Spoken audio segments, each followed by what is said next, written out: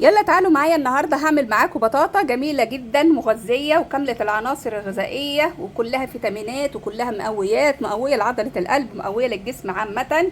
جميله جدا للناس اللي عندهم التهاب او روماتيزم او روماتايد او اي حاجه موجوده في الدم بتمثل الالتهاب او رطوبه على القلب. كل دي البطاطا غنيه بكل المعادن وكل الفيتامينات. مهما عملت دايت او رجيم اوعي تمتنع عن البطاطا، لان البطاطا فيها حاجات كتيره مفيده وجميله. يلا بينا نقول لكم ازاي انا بشوي البطاطا وطريقتي انا فيها. ورصيتها اهي في الصاج بتاع الفرن وهحطها في الفرن. فحبيت قبل ما اشويها اقول لكم على الفايده اللي موجوده فيها، واقول لكم اللي انا جبت البطاطا في مصام البطاطا وجهزتها هحطها في الفرن، ولما تستوي هقدمها لكم. يلا تعالوا معايا كده شوفوا البطاطا. انا حطيتها في البوتاجاز بدأت تستوي شوية، نبدأ بقى نطلعها ونلفها. لازم واحنا كده في البوتاجاز نبشرها، نطلعها ونلفها كده على كل جنب، على الناحيتين، يعني الجنب اللي فوق والجنب اللي تحت. هنلفها كده ونرجعها تاني البوتاجاز. طبعا هي سخنة فتخلي بالك، اللي مش متعود على السخونية خلي بالك.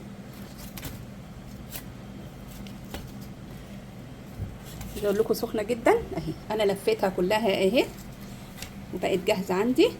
بسم الله ما شاء الله، هي بدات تستوي اهي، داخله في السوا. حبيت برضو تخليكم تتابعوا معايا لحظه بلحظه.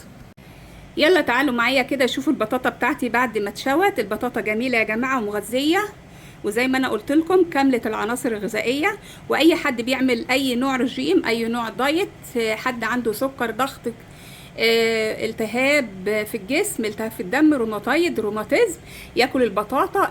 البطاطا جميله جدا ومضاده للالتهاب، رائعه رائعه رائعه. حتى الدكتور مهما يقول عن الدايت او ما تاكليش حاجه فيها نشويات او سكريات او كده، البطاطا يقول لك ما اقدرش امنع منها اي حد، لان فيها درجه فيتامينات عاليه جدا ومضاده للاكسده، مقويه لعضلات القلب، جميله جدا لاجزاء الجسم، حلوه للكبد، حلوه للمعده، جميله جميله جميله. يلا وبالف هنا.